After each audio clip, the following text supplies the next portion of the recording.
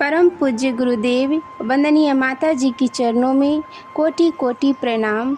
आप सभी को प्रणाम। अद्भुत आश्चर्यजनक किंतु सत्य की पुस्तिका से आज हम सभी सुनेंगे। ऐसे थे पूज्य गुरुदेव। गुरुवर जो कहते उसे पूर्णतया स्वयं के जीवन में करके दिखाते। दूसरों के प्रति उदारता, स्वयं के प्रति कठोरता उनके जीवन में सतत चरितार्थ तो थी ही, किंतु उस समय वह चरम अवस्था में पहुंच गई जब उनकी माता दान कुंवरी बाई का निधन हो गया।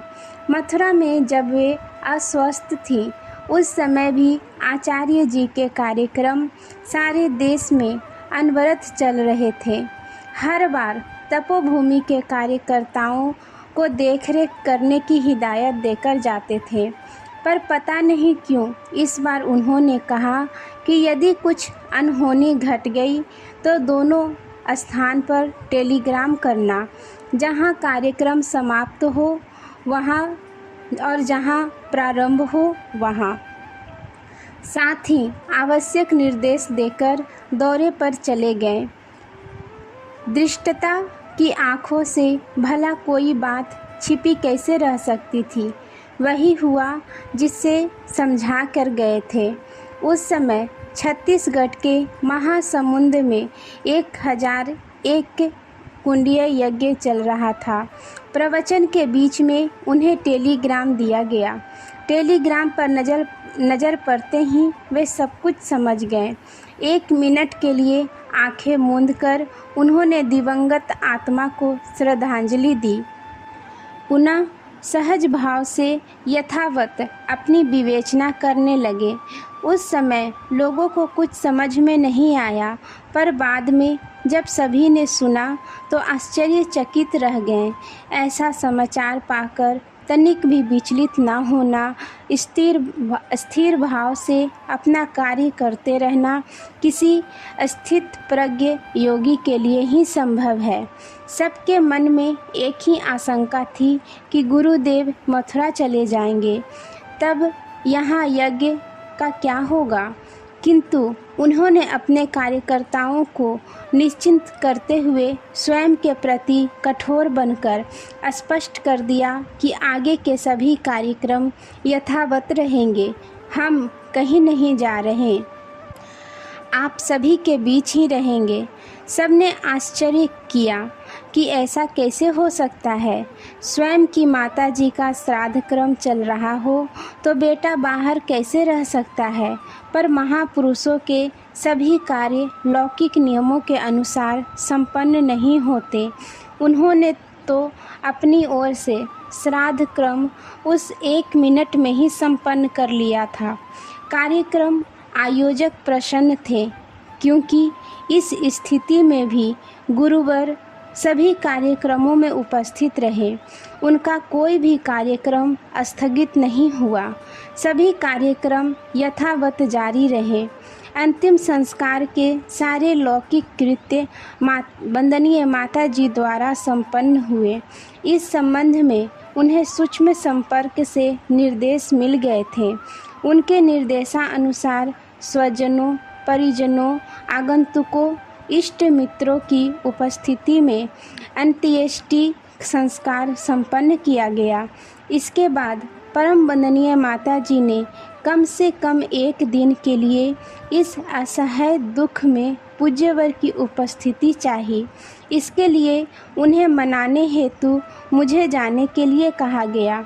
एक तरफ वंदनीय माता जी का सजल आग्रह, दूसरी ओर गुरु कार्य के प्रति पूज्यवर की दृढ़ निष्ठा। मैं हस्तप्रद खड़ा सोच रहा था, क्या करूं। गुरुदेव को उनके निश्चय से डिंगाना कठिन ही नहीं असंभव था। उनके सामने जाकर यह बात कहनी पड़ेगी, यह सोचकर ही पसीने छूटने लगे। बचने की कोशिश में मैंने कहा, बलराम जी को भेज दे, पर उन्होंने कहा उन्हें तो मना करेंगे। उनसे आग्रह करना, आने की आवश्यकता बताना उनके बस की बात नहीं, इसलिए तुम्हें ही जाना पड़ेगा। मैं निरुत्तर हो गया। महासमुंद के बाद बालाघाट में कार्यक्रम था। वहाँ यज्ञ स्थल में पहुँचा तो देखा पूर्णाहुति चल रही थी। इधर प्रणाम के क्रम भी शुरू हो चुका था। मुझे वहाँ देखकर पूज्यवर सब कुछ समझ गए। बोले, रास्ते में बात करेंगे, अभी जाकर नहा धो लो। स्नान ध्यान के बाद भोजन किया। मथुरा से बालाघाट पहुंचने में 2 रात्रि का जागरण था, मगर विश्राम का अवसर नहीं था, क्योंकि अगला कार्यक्रम जबलपुर में था और हमें तत्काल जबलपुर के लिए प्रस्थान करना था। गाड़ी में बैठकर गुरुदेव ने विस्तार से सारी बातें सुनी। इसके बाद मैंने माताजी का आग्रह सुनाया और निवेदन किया कि केवल 1 दिन के लिए चलें, ताकि स्वजनों, परिजनों, इष्ट मित्रों का शिष्टाचार किया जा सके। गुरुदेव कुछ गंभीर हुए। एक क्षण रुककर बोले, मैंने अपने बच्चे को समय दिया हुआ है। मैं अपने काम के लिए उनको निराश करूं, यह संभव नहीं। रही बात शिष्टाचार की, तो अब ताई जी के बाद घर में सबसे बड़ा मैं ही हूँ। मुझे किसी से शिष्टाचार निभाने की आवश्यकता नहीं। मैं जो कहूँगा उसी को पालन करना सबका कर्तव्य होगा। मैंने समझाने का प्रयास किया कि किसी कार्यक्रम को स्थगित करने की ज़रूरत नहीं होगी।